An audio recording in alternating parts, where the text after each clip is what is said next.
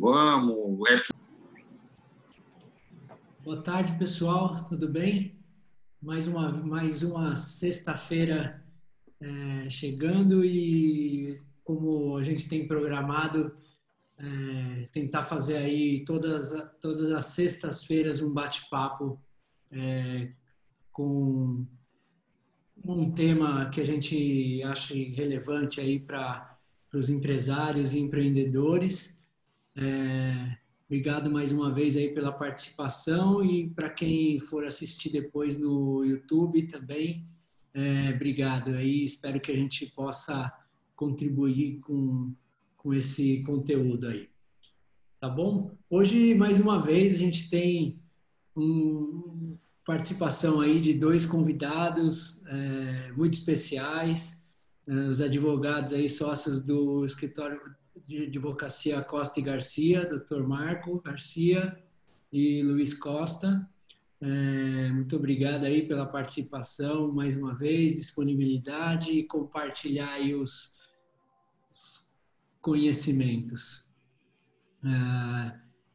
Hoje o tema é um pouco mais voltado aí na área de empreendedorismo. A gente queria bater um papo um pouco sobre o Inova Simples e também a empresa simples de crédito, né? Então são duas modalidades aí, duas formas novas de se empreender, que tem pouco tempo, né? Acho que um pouco mais de um ano exatamente que tem a lei em vigor, mas que pouco a gente ouve falar no meio empresarial, né? Queria então bater um papo sobre esses dois temas aí, doutor.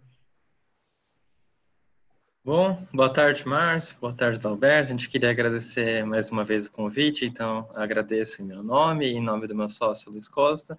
Vai ser um prazer falar sobre esses temas, eles são bem novos. Eu tinha algumas considerações, ainda tenho, para fazer sobre como funciona, como vem feito, mas eu aguardo o Luiz se apresentar, dar uma boa tarde e a gente conversar essa conversa que vai ser muito produtiva.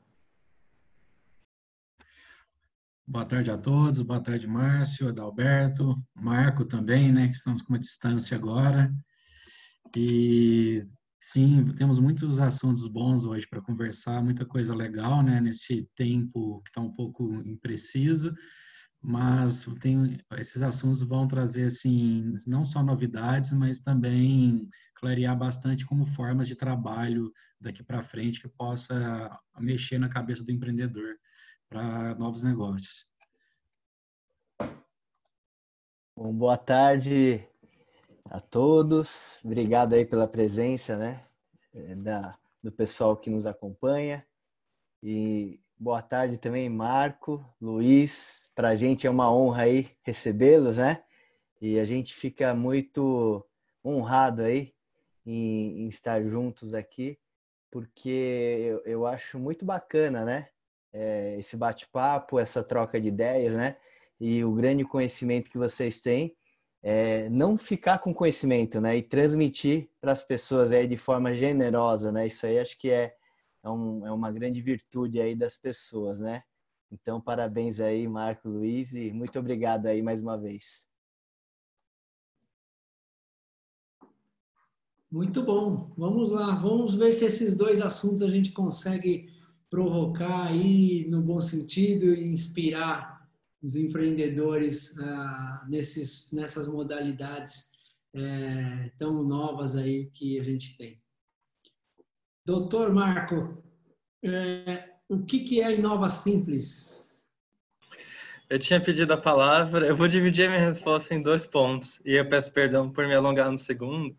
Eu primeiro vou explicar de fato o que é a Inova Simples, e depois eu queria explicar como a gente chegou até aqui, que esse é o tema mais interessante. Até dei uma pesquisada, dei uma olhada sobre como a gente chegou na startup, com a empresa de inovação brasileira. Bom, o que é o Inova Simples? Ele é uma das primeiras medidas do ministro da Economia do Brasil, Paulo Guedes, no ramo da economia. Então, ainda em abril do ano passado, eles alteraram a lei complementar que fala sobre o Simples Nacional, que é o regime tributário aplicável às empresas, micro e pequenas empresas do Brasil, adicionando dois tipos societários, ou duas modalidades novas de constituição de empresa. Ainda não vou falar em termos técnicos. Duas novas empresas, a empresa simples de crédito e a empresa simples de inovação, ou Inova Simples, como for melhor. A empresa simples de crédito eu vou deixar a maior parte das considerações para o meu sócio fazer, mas ela é uma empresa voltada ao microcrédito, para que quando você tem dinheiro guardado, você possa emprestar e você pode cobrar juros em algumas modalidades, você tem algumas regras de constituição. A delas, a principal, é que você não pode emprestar o dinheiro que você não tem. Então, você só pode emprestar capital próprio, isso é fundamental, porque caso contrário, você passaria a atuar como um banco alavancado, mas podemos deixar essa lógica econômica quando a gente for falar em empresa simples de crédito. Porque eu queria focar no Inova Simples. Então, surgiu uma nova empresa aqui no Brasil que ela é a mais simples de todas, o que você possa imaginar. Você entra num portal da internet que chama Redesim, você autodeclara, e só basta isso, que a sua empresa é uma startup, e a partir dessa declaração você preenche as informações, faz uma pesquisa, uma consulta prévia, e você tem uma empresa registrada, você tem o CNPJ dela. Imediatamente, essas informações já são transmitidas para o INPI, né, para que o Instituto Nacional de Propriedade Industrial, para que, caso você tenha uma nova tecnologia, alguma nova patente, já fique informado, ou ao menos registre a sua marca. E você está pronto para faturar e operar. Tem também o requisito de abertura de conta em banco. Por mais que a lei não fale quando, ela fale assim que possível na redação da lei, imediatamente. Então, a gente chegou a um tipo societário que você basta declarar que você é uma startup, você tem um CNPJ. Isso é uma mudança gigantesca em relação à lógica do sistema de direito empresarial, que é a parte da minha que é a segunda parte da minha resposta, que eu explorei um pouco mais de detalhes. Eu volto muito atrás para fazer essa consideração. Então, lá no direito romano, já existia o contrato de sociedade, já existia a societas, que era praticamente a sociedade limitada de hoje em dia. Isso é muito importante, porque só existiam pouquíssimas modalidades de contrato no direito romano. Você tinha o empréstimo, a compra e venda, a locação, e aí a locação era tanto de espaço, de serviço e empreitada, e aí você tinha a sociedade, que era o único contrato que não era só o encontro da vontade A com a vontade B, é o único contrato plurilateral no direito romano. E demorou 1.700 ou 1.800 anos para ter um novo tipo societário. Demorou muito tempo. O próximo tipo societário, que não fosse uma sociedade limitada, foi a sociedade anônima, que ela surgiu lá... Bom, muita gente discute, mas pelo menos para mim, surgiu em Amsterdã com as grandes navegações no século XVII e pouco final do século XVI também, já existiam umas formas assim, que era um instrumento de financiamento da empresa, né? Então, a Companhia das Índias Orientais precisava fazer uma viagem que era muito arriscada, não tinha dinheiro em caixa, ela vendeu os seus títulos, as suas ações, as suas partes, né? Share, parte, as suas partes para a população holandesa da época, todo mundo comprou, por um acaso do destino. Salvo engano, a primeira missão foi um fracasso, mas a segunda foi um sucesso tão grande, mas tão grande, que Amsterdã passou a ser a cidade mais rica do mundo, porque todo mundo da cidade era acionista da empresa e ganhou quando foi dividido os benefícios das navegações. Então, tudo bem, surgiu a sociedade anônima como uma forma de financiamento, muito tempo depois. Avançando um pouco, você chega no direito brasileiro, você vê, olha, o direito brasileiro tem pouquíssimos tipos de sociedade. Ele tem a limitada, ele tem a sociedade anônima, e aí tem a aberta e fechada, mas são, no Brasil, bem diferentes, mas são duas sociedades de capital, então vou deixar na mesma categoria por enquanto. Você sempre teve um empresário individual, que é aquele que se registra na junta e atua, e começaram a crescer e criar tantos tipos de sociedade, e mostra que a gente vive numa era fantástica do direito. Então veio a Eireli. A Eireli, ela é totalmente contrária à ideia de uma sociedade, porque ela é uma pessoa só. E ela é registrada como um tipo societário. Tudo bem. Além da IRED, tem alguns resquícios históricos, como a sociedade em comandita simples e por ações. Tudo bem, não vou falar sobre elas agora. Mas elas também são relativamente antigas. E a cooperativa, né, que é um fruto do século passado, e a sociedade em nome coletivo. E aí, 2 anos para cá, a gente tem tantas outras sociedades, que me parece que o Inova Simples é um novo tipo societário, a empresa simples de crédito é um novo tipo societário, me parece que a sociedade em garantia solidária, ou sociedade em garantia só, não me recordo exatamente a terminologia, também é um novo tipo societário, a sociedade de contra-garantia é um novo tipo societário. Então, eu encerro essa reflexão com o fato de que 2000 anos de evolução do direito empresarial, a gente sempre trabalhou com uma tríade, né? O empresário sozinho, a sociedade limitada e a sociedade anônima. De um tempo muito recente para cá, a gente teve uma explosão de tipos societários e a gente precisa entender. Faz sentido, e eu termino a reflexão com isso, existir um tipo societário para sociedades de inovação. Faz sentido no Brasil, e a gente pode começar a explorar o porquê, quais são os problemas do Brasil que levam a isso e tudo mais. Mas as sociedades nascem por necessidade histórica. E acho que a gente vive um momento histórico muito interessante que nos colocou numa posição avantajada de direito empresarial para ver nossa ciência de 2, 3 mil anos ser mudada muito rapidamente. Era isso. Eu fico à disposição para falar sobre os detalhes. A gente pode ver que o Marco ele faz todo um histórico, né? Também é uma aula de história.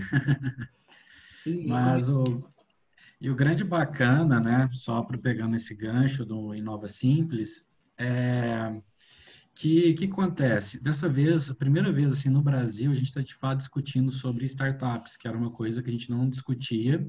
Teve uma pequena conversa na lei complementar em 2016, quando a gente começou a falar de investidor anjo, mas agora, por exemplo, o Inova Simples ele trouxe 2 figuras que são as atividades incremental e disruptiva.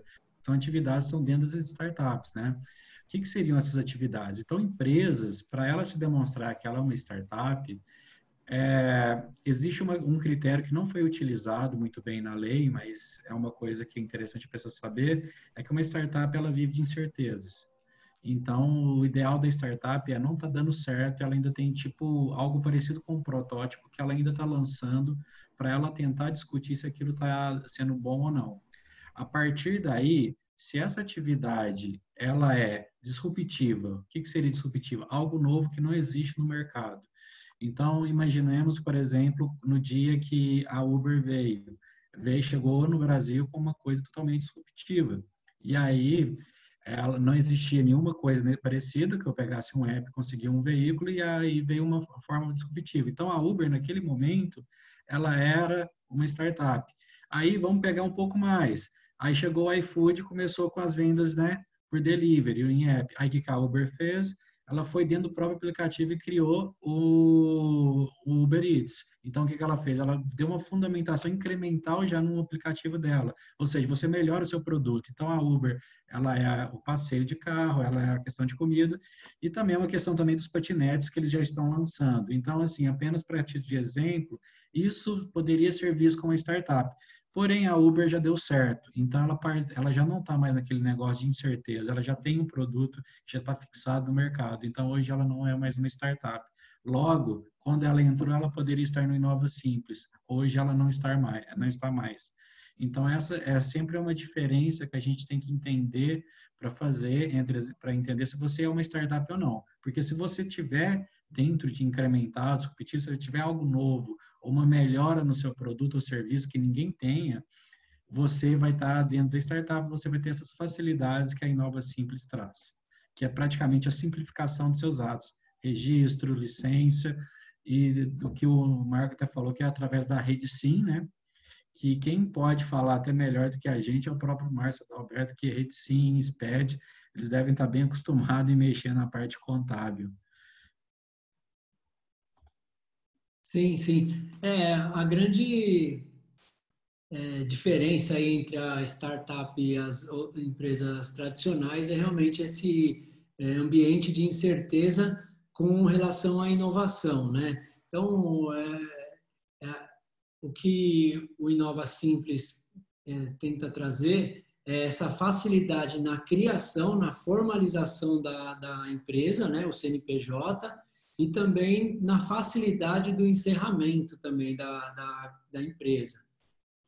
Algumas outras benefícios aí também estão dentro das regras, né, que é uma isenção inicial de impostos até o limite do MEI, parecido com esse limite do MEI, que é exatamente para que a startup possa testar o seu produto no mercado, né? Então, fazer algumas vendas, testes, antes que se tenha o produto realmente concluído. Então, uma alternativa aí para os empreendedores iniciarem com uma certa segurança e benefício aí dentro de todas as regras aí, dentro da legalidade, né? Pode formalizar a empresa com um risco menor dentro dessa incerteza. Nesse ponto, Márcio, e aí eu chamo para uma discussão, queria até ouvir a opinião do Luiz e do Adalberto. A lei usa esse termo, ela fala em venda experimental, comercialização experimental do serviço ou produto, até o limite fixado para o MEI nesta lei complementar, e vocês apontaram mais cedo, R$81 mil, certo? Só que esse termo, comercialização experimental de serviço, ele não é um termo jurídico, não é um termo que eu me recorde de qualquer outra lei. E aí eu queria discutir quais são as consequências. Eu tenho uma visão, eu acho que faz muito sentido isso, mas o que quer dizer exatamente? Então, suponho que eu fiz um produto que ele causou um dano ao consumidor, eu talvez não responda pelo dano ao consumidor porque ele é experimental? Salvo isso, quais são os problemas que talvez o produto ou serviço possam causar? Luiz, quando você viu esse termo, Adalberto, o que vem à cabeça de vocês? O que importa estar na lei falando que é um produto, uma comercialização experimental do serviço ou produto? Então, Marco, pelo que eu entendi, quando eles colocaram essa expressão, esse termo, na verdade, eles queriam falar MVP. Então, eles queriam fazer um produto mínimo viável, ou seja, né, que eu falei a grosso modo, seria tipo um protótipo, em que, quando você estaria testando esse produto, como você está vendendo ele, está testando, está rodando, você está recebendo sobre isso, esse recebimento nunca poderia ultrapassar a receita apenas do MEI. Mas, a partir do momento que você acertou o seu produto e ele parou de ser um MVP, agora é um produto consolidado, ele já está todo especificado, você consegue trazer receitas maiores, né? Desde que você fique dentro do Simples Nacional, né? Que é o teto da EPP, né? Que é 4.800.000 de receita bruta anual. E a partir daí você consegue trabalhar normalmente. Eu acho que a ideia da lei, e eu também acredito que não foi muito bem escrito nisso, que talvez as pessoas que fizeram elas não entendiam muito bem o conceito de startup. Os empresários são startups, não sabem se são startups ou não, então não é um conceito muito fácil de fazer e tampouco se expõe em lei, mas é justamente porque senão você vai colocar isso em alta e grande escala, vai faturar muito com uma coisa que não é boa, e você também vai utilizar isso para ter todas as facilidades do MEI. Tanto que, o que a lei barra? Quando você é um Inova Simples, você não pode utilizar da regalia do MEI, que é você ter um valor fixo mensal, né? Independente da sua receita. Então, eles fizeram justamente isso também, para a pessoa não pensar que vai utilizar como MVP a vida inteira para faturar muito e tributar pouco. Então, eles acharam essa escapatória, mas, assim, deveriam ter melhorado, sim, a redação, na minha opinião, mas eu acredito que essa era a intenção que eles, pelo menos, tentaram colocar. O Adalberto? Senão, eu fico também na dúvida sobre qual é a consequência jurídica da comercialização experimental, para ser bem honesto. Eu entendo os fundamentos, eu fico receoso em relação ao direito do consumidor. Essa é a minha principal preocupação. Perdão, Adalberto. Imagina, estava soltando. Concordo totalmente com o Luiz, né, com certeza. E o que o governo faz, né, na questão, inclusive, do MEI, né, de dar um benefício para o incentivo, né, daquele novo empreendedor, considerando que uma hora esse pequeno empreendedor ou microempreendedor ou algo, né, na área de inovação, uma hora começa a pagar mais impostos, né? Porque, por exemplo, o MEI. O MEI ele tem uma carga tributária mínima, né? Uma taxa fixa lá mínima. Só que muitas pessoas criam um MEI, né? Foram mais de 15 milhões de MEI aí criados, né? E com o movimento, né? Naturalmente eles são excluídos. E a partir do momento que ele é excluído, ele passa automaticamente a tributar como uma microempresa, enfim, né? E não tem volta, né?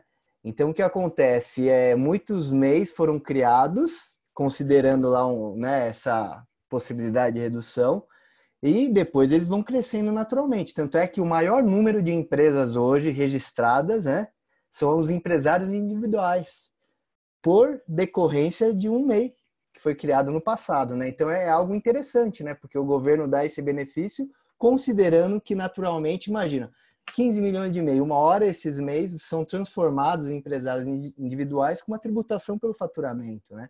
E vai aumentando essa carga. Eu imagino que seja algo nessa linha também, né? Sim, sim. De fato, é tirar a barreira de entrada e formalizar esses possíveis empreendedores que ficariam ou estariam informais no mercado, né? E a gente defende essa a formalização, né, até para que possa crescer a empresa e receber investimento ou ter um crescimento sustentável aí de todas as empresas, né? Então, acho bastante interessante a modalidade, que eu acho que deve ser analisada aí em toda a constituição de empresa. Eu ia apontar que é muito interessante entender o sistema jurídico e contábil como um sistema de incentivos, né, que nem o Adalberto trouxe. Não sabia dessa informação da MEI. É bastante curioso e, para mim, muito justificado. Eu só fico com um receio em relação à possibilidade de fraude, né? Isso é sempre o ponto de vista do advogado, né? Mas a lei, quando ela exige autodeclaração, ela abre um caminho muito grande para fraude, porque basta você declarar que você é uma startup de caráter disruptivo, ou seja, transformar de 0 para 1, do nada, né, como diz o Peter Thiel, ou você é uma startup em caráter incremental, né, que aí você melhora um produto, metodologia, o serviço, e tem as condições lá. E basta isso, você tem um CNPJ. Porém, tem um detalhe que a gente conversou antes, a startup é feita para receber aporte, né, na lei de Nova Simples. Só que esse aporte não é recebido como renda. Aí eu ia perguntar para vocês como fica, ou como como o governo talvez possa se precaver de fraude, ou o que a gente pode pensar disso, porque, querendo ou não, você declara, abre uma empresa e recebe uma renda não tributada, ou pelo menos não tributada como renda, imediatamente. Se você tiver essas considerações sobre isso, também fiquei bem curioso com essa saída. Mas antes disso, né, o governo faz de propósito, né?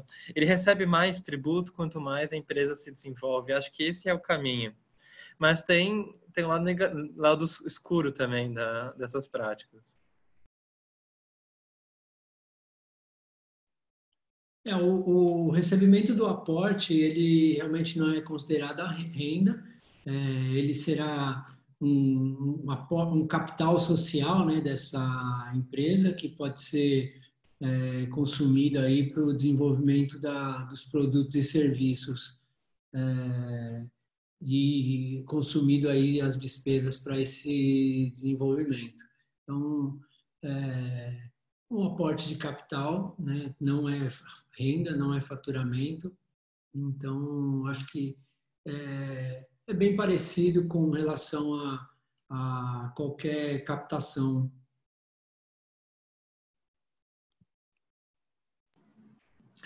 O meu receio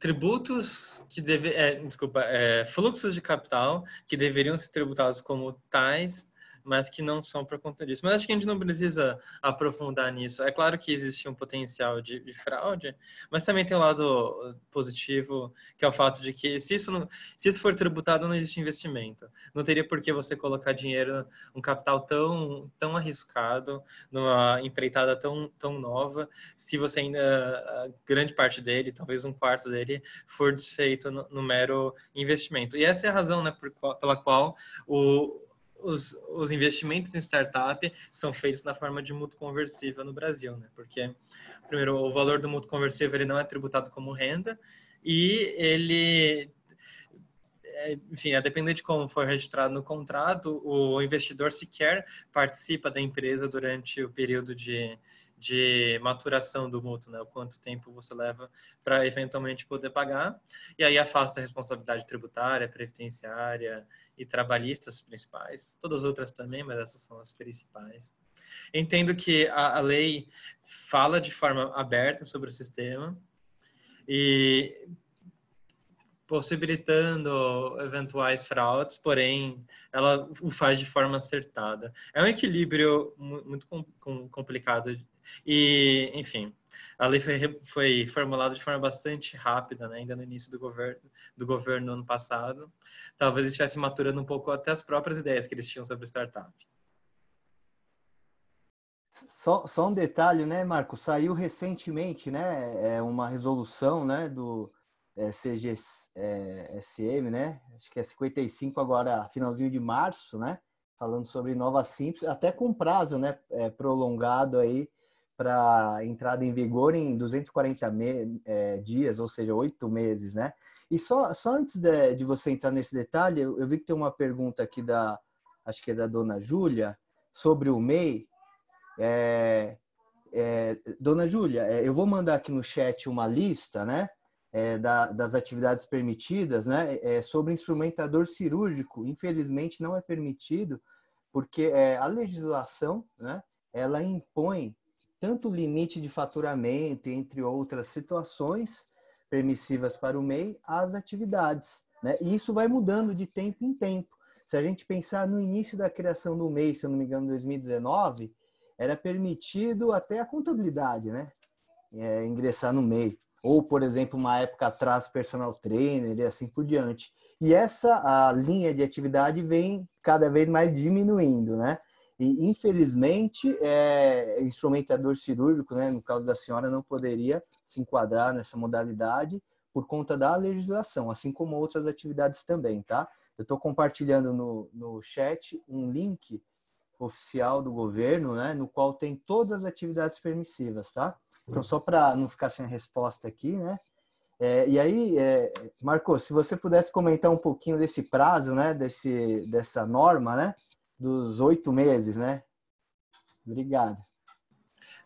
Eu ia comentar, antes eu já falo sobre a vacácio, né, o período de entrada em vigor da lei. Tem uma razão histórica que motiva o fato de algumas empresas ou atividades, talvez comerciais, não estarem nesse tipo de regime. E é interessante o motivo. É claro que ele não explica tudo, mas eu posso falar, porque pelo menos profissionais liberais não são normalmente considerados atividades empresariais. Historicamente, pelo menos, porque hoje em dia eles são. Lá em 1850, quando a gente foi fazer o nosso Código Comercial, a gente definiu o comerciante como aquele que faz ato de mercancia, como aquele que vende produto ou serviço. E por algum motivo, nesse mesmo Código brasileiro, os profissionais liberais não eram considerados como praticantes de ato de mercancia. E eu não sei exatamente a razão antes disso. Aí teria que ir bem mais para trás. Mas historicamente, o profissional liberal ele não é um comerciante. Entende-se que ele pratica como se fosse mais uma arte do que uma mercancia. E aí isso naturalmente desemboca no fato dos profissionais liberais não estarem sujeitos aos mesmos regimes jurídicos e tributários de quem é realmente comerciante, vende produto, faz uma caixa e vende. Desculpa a extensão, mas... E claro, quem entende muito disso são vocês, contadores, quem sabe o rol, quem sabe como funciona, mas a gente aprende essa explicaçãozinha na faculdade de Direito, é interessante. Sobre a vacácia, tem então um grande problema jurídico. Você tem uma lei que entra em vigor imediatamente. Então, ela entrou em vigor no dia 25 de abril de 2019. Você tem uma resolução que foi feita no final de março desse ano, falando que, regulando os aspectos importantes da lei, e essa resolução entra em vigor dali a 240 dias da data da publicação. Ou seja, ela entra em vigor 24 de novembro de 2020, talvez possa estar me enganando um pouco com a data, mas é isso, né? Por um dia seguinte e 8 meses. O problema dessa resolução, Adalberto, é que ela praticamente copia a lei. E ela descreve muito pouco que a lei não fala. Eu confesso que eu não encontrei nada na resolução que você não pudesse descrever direto da lei. Realmente nada. E aí você cria um problema jurídico muito interessante, porque o empresariado, ou quem vê isso, pensa, bom, o Inova Simples só vai valer daqui a 240 dias, porque a regulamentação dele prevê que ele só vai valer daqui a 240 dias. Mas a lei já está valendo, e a regulação não altera a lei. A grande resposta para isso é não sei, depende. Eu não sei se eu conseguiria registrar uma sociedade agora. Eu penso que eu já conseguiria antes da regulamentação sem problema algum. Mas talvez o órgão de registro, talvez a Redecim, fale, não, você precisa esperar esse período de decurso da regulamentação do CGSIM, né? Se não me engano, quem regulamentou foi isso. O Comitê para a Gestão da Rede Nacional para a Simplificação do Registro e da Legalização de Empresas e Negócios, que, salvo engano, é também um comitê do atual governo federal. A resposta é complicada em termos jurídicos, mas eu penso que você possa registrar desde logo. Essa é sempre uma grande dúvida, né, nós, né, operando, né, as empresas, né, dos clientes, dos empresários, porque tem a lei permite, né? Agora, na prática, como que isso funciona, né? Redecim, por exemplo, a questão da abertura da empresa totalmente digital, né? Que é até um ponto que acho que devemos abordar aí nas próximas semanas, né? A lei permite, tem lá toda a regulamentação para isso, só que na prática ainda né, são para poucos casos, né? Por exemplo, somente para a abertura de empresas que a gente consegue fazer a assinatura totalmente digital, ou seja, com uso de certificado digital, sem a impressão no papel, né? Só para abertura. Para alterações ou outros tipos de empresas ainda não. Então, talvez seja aí uma lacuna que a gente tem aí para colocar na prática, né? Tem a legislação que nos permite, só que na prática, né, tem um sistema por trás, enfim, que a gente tem que aguardar talvez esses 8 meses, né, para a gente colocar isso aí para funcionar, né? Eu imagino que seja mais nessa linha, né? Pelo menos do ponto de vista que a gente tem visto em outros casos parecidos, né, perante a Redecim, né? Esse é um ponto importante mesmo, porque também não adianta tentar registrar e o órgão público está completamente incapacitado de fazer. Ou ele simplesmente desrespeitar a própria lei, que estabelece que o CNPJ é emitido automaticamente, porque simplesmente o sistema não existe. Isso é um ponto importante mesmo, eu acho que na prática de vocês é recorrente, né? Existem as disposições da lei, existe o quanto o órgão público é capaz de fazer em um determinado momento do tempo, né?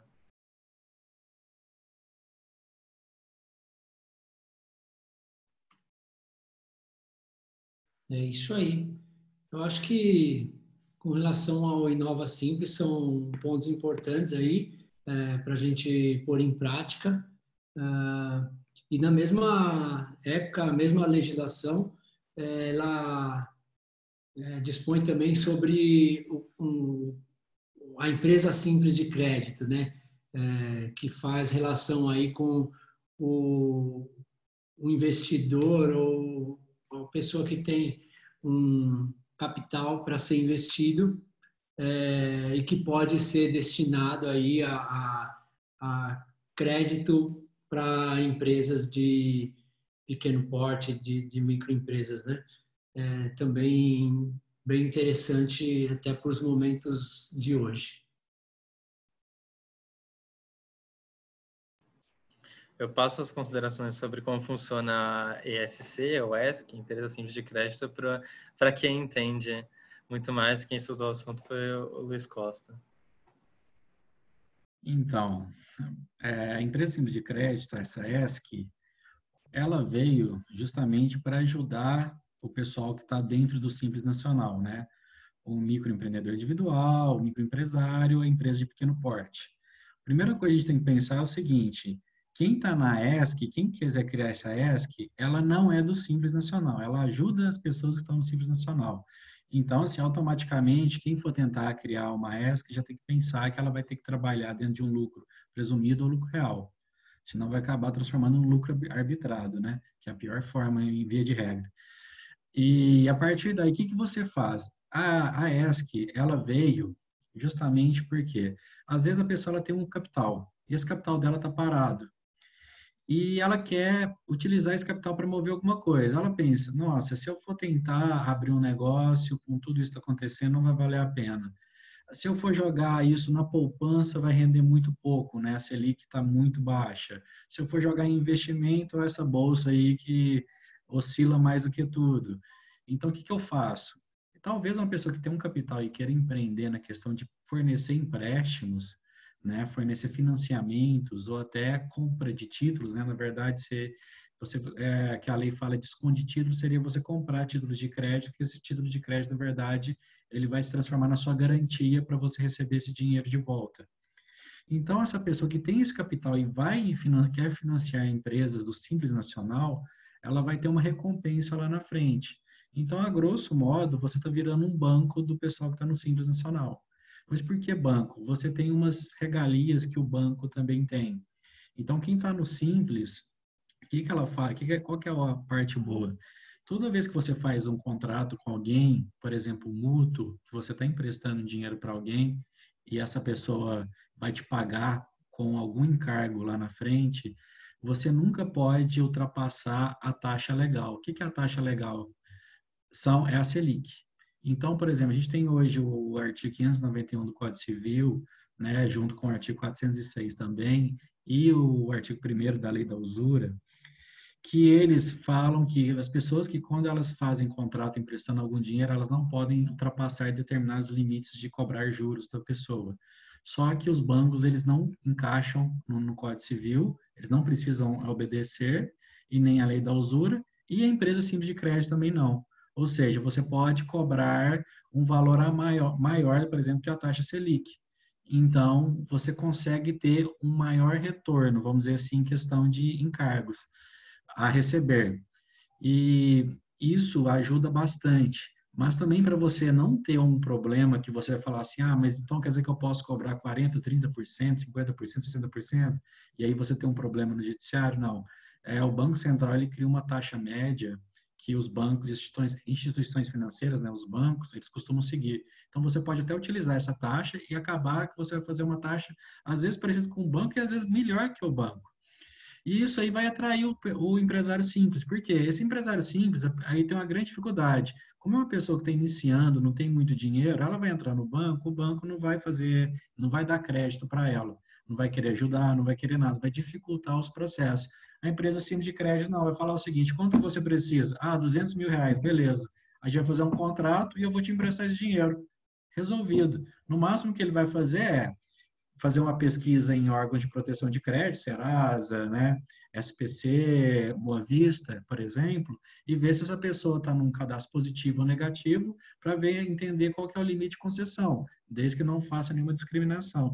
Então, é uma possibilidade agora de ser um novo fomentador das empresas no Simples, que, como o Adalberto acabou de falar, são as empresas que mais existem no Brasil, são essas empresas que estão e sociedades empresárias limitadas, que elas estão geralmente no Simples Nacional, né? SA a gente tem muito pouco no Brasil, se for comparado com essas, e a maioria ou é limitada, ou é microempreendedor individual, ou próprio empresário individual, mas são pessoas que costumam estar nessa égide do Simples Nacional.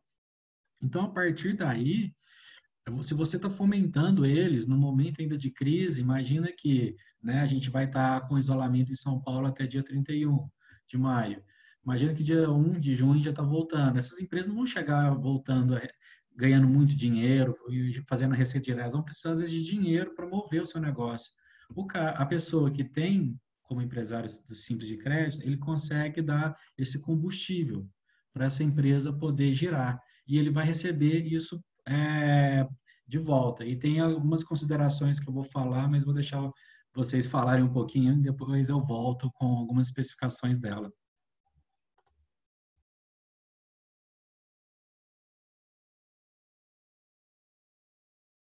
E a ESC, ela pode solicitar alguma garantia da microempresa, da empresa do Simples que está tomando o crédito? Pode. Inclusive, até a alienação fiduciária, ela tem, nessas regras, ela pode. Essa compra de crédito nada mais é de você emprestar dinheiro e você vai ter um título de crédito, uma nota promissória, uma duplicata, um cheque, por exemplo, que você vai ter essa forma de, você vai ter esse retorno, você tem essa garantia. A alienação fiduciária é a mesma coisa, né? Se a pessoa quer comprar algum tipo de bem, você vai fazer uma alienação fiduciária com ela por essa ESC. Então, você tem essa garantia. A única coisa que você tem que saber de uma questão estratégica é, você só pode emprestar aquilo que você tem, ou seja, você só pode emprestar de acordo com o seu capital social. Então, se você chegou e colocou 1 milhão na sua empresa, é esse dinheiro que você só pode mexer para emprestar. Você não pode arrumar 200 mil reais de algum lugar e emprestar, é apenas 1 milhão. Ou seja, a ESC, ela é capital próprio. Então, você não pode fazer, como as instituições financeiras fazem, é ter captação de terceiras pessoas. Então, é seu. Então, se você vai trabalhar com 1 milhão, você só pode emprestar 1 milhão. E a sua receita, né, anual, ela nunca pode passar de 4 milhões e 800 mil. Ou seja, por mais que você não esteja no Simples, para você ser ESC, a receita máxima vai ser o teto do EPP. Mas o que você pode emprestar é de acordo com o que você vai integralizar como seu capital social. E você pode ser isso como sociedade empresária, você pode ser isso como empresário individual e você pode ser isso como a Eireli. Apesar que a Eireli, no momento, eu não recomendo, porque com a lei da liberdade econômica, modificou o Código Civil, que fala que sociedade limitada pode ser feita agora por uma pessoa só. Então, está no artigo 1052 do Código Civil, para quem quiser ter interesse. Então, assim, se você pode ter, a única coisa que a ESC fala tem que ser pessoa natural, ou seja, não poderia, por exemplo, a gente criar uma ESC agora e colocar uma empresa sócia dela, isso não pode, mas seria basicamente isso. Também uma modalidade interessante aí, até para esse período, né, onde os investimentos não têm os rendimentos, nenhuma expectativa de rendimento atrativo agora, e muita empresa com necessidade de crédito para poder passar esse período, e a burocracia de banco, esse tipo de coisa que também dificulta o empreendedor aí a tracionar nos seus negócios, né? Então, boa alternativa aí também com relação a crédito. Vou apontar um detalhe que me preocupa da lei. Ela descreve como crime você emprestar dinheiro, capital que você não tenha realizado. Como crime contra o sistema financeiro brasileiro, bom, não sei se ela descreve assim, mas é um crime passível de reclusão. E a dispositivo, né, que determina se é crime ou não, é quando você faz operações de empréstimo, financiamento, desconto de títulos superior ao capital realizado.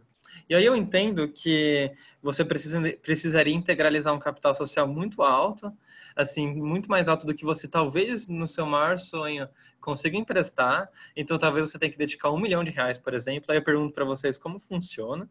Dedicar R$1 milhão, deixar ele de alguma forma parado e nunca ter na sua escrituração contábil empréstimos de mais de R$1 milhão.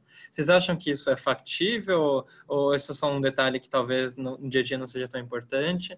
Ou é algo que atrapalhe muito a constituição desse tipo de empresa? Não, eu acho que faz sentido poder ter esse empréstimo somente do capital próprio, né?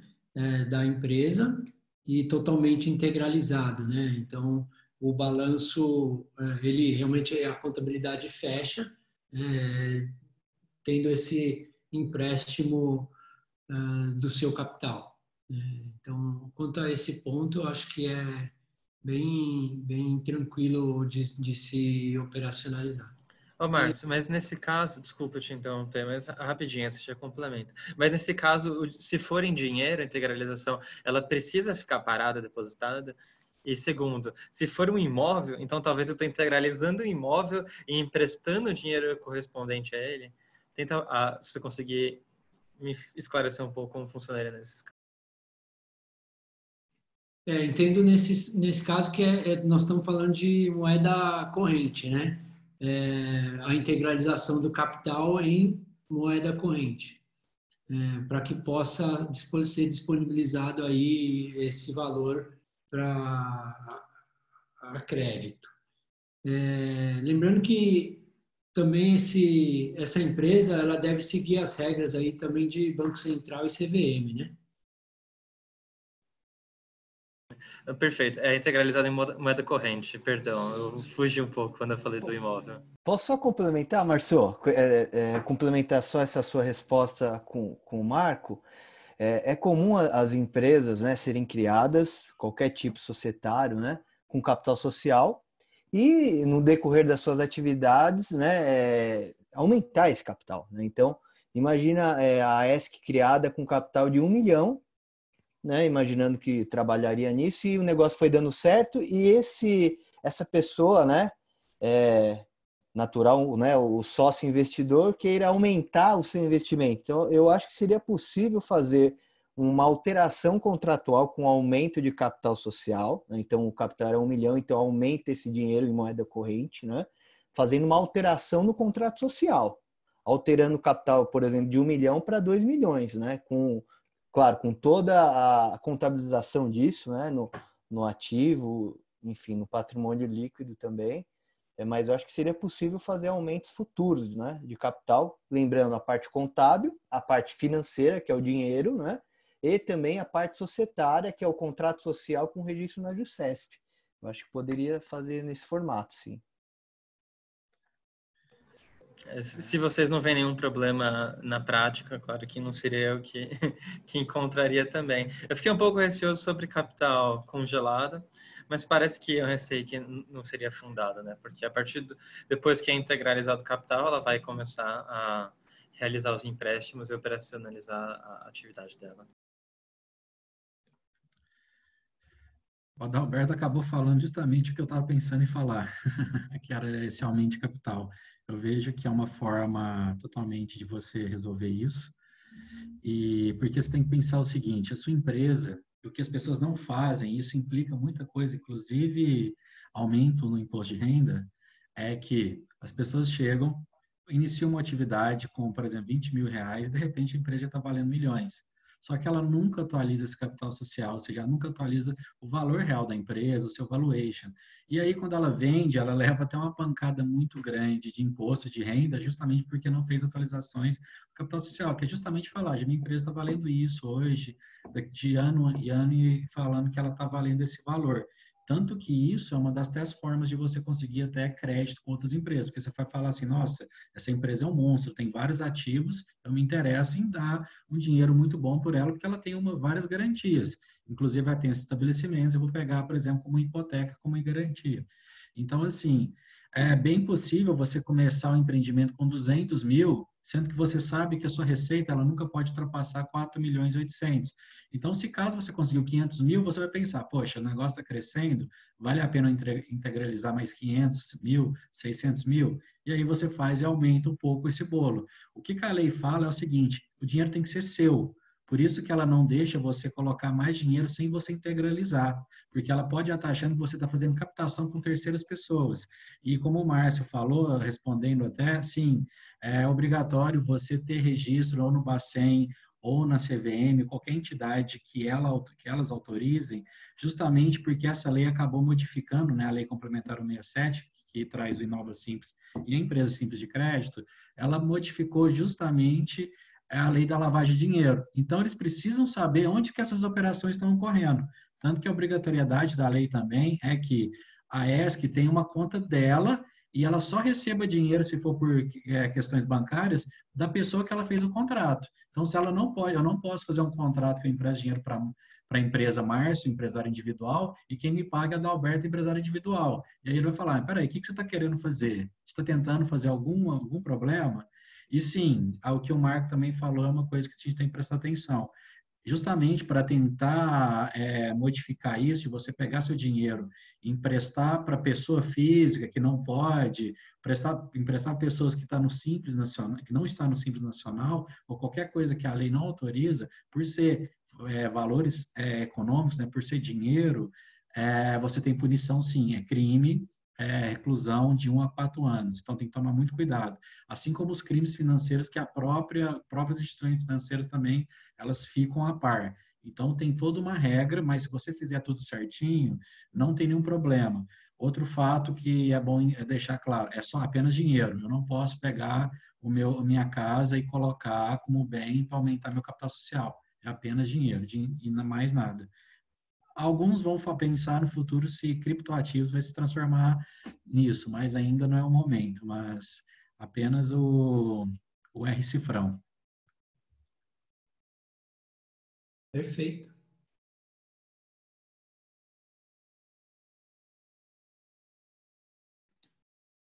Bom, com isso acho que a gente conseguiu abordar aí os dois assuntos, lógico que de uma forma geral, né, em cima do assunto e que a gente precisa aprofundar e detalhar com cada situação e realidade de cada empresário, empresa e cenário a ser implantado.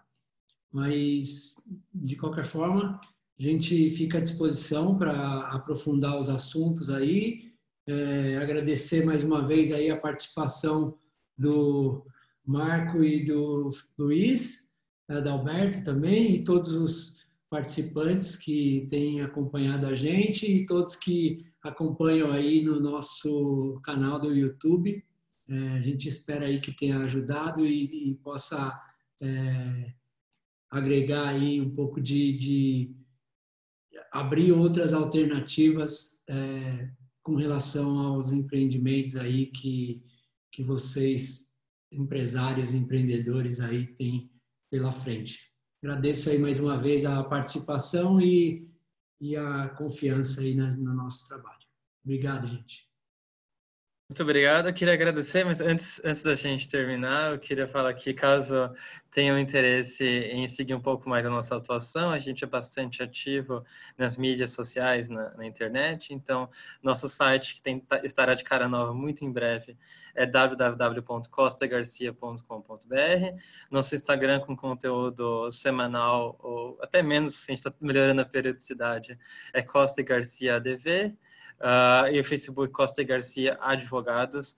Sigam a gente, caso seja interessante. E foi, claro, um grandíssimo prazer conversar com vocês. Aprendi muito e um abraço. Muito obrigado mais uma vez, né, pelo convite de tomar esse assunto. E o que a gente puder também fazer para ajudar, qualquer dúvidas que tenham, até nessa questão de empresas simples, fiquem sabendo que o Sebrae também ajuda a montar o seu negócio nesse sentido, então vocês têm esse apoio também, para vocês conseguirem construir. Nunca façam nada sem um contador, sem um advogado, ainda mais esse tipo de operação, porque é necessário. As escriturações contábeis, por exemplo, elas acontecem normalmente, elas só vão agora pelo meio digital, SPED, por exemplo. Você precisa fazer contratos para fechar esses negócios. Então, nunca deixe de procurar seus profissionais para vocês conseguirem desenvolver corretamente e conseguir gerar riqueza, conseguir gerar felicidade com isso. E o que pudermos ajudar em questões de dúvidas, fiquem conosco e com o pessoal também da SKZ, o Márcio e o Adalberto são pessoas fenomenais, muito inteligentes e que vão poder ajudar vocês com toda a maestria que eles têm. Muito obrigado, ficamos sempre à disposição para outros temas, rebater novamente o tema, o que precisar. Não podemos agora ficar parados. Um grande abraço e um bom fim de semana.